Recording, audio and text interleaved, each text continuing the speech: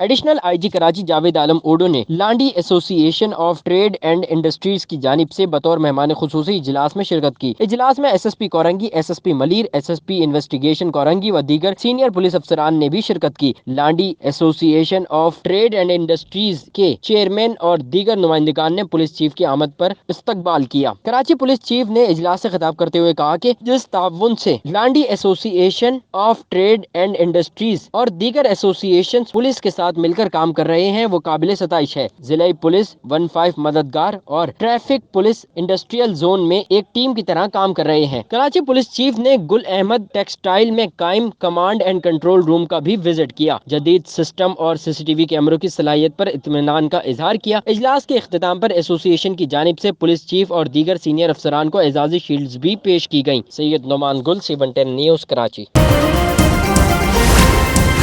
C110 news, خبر کی اصل خبر۔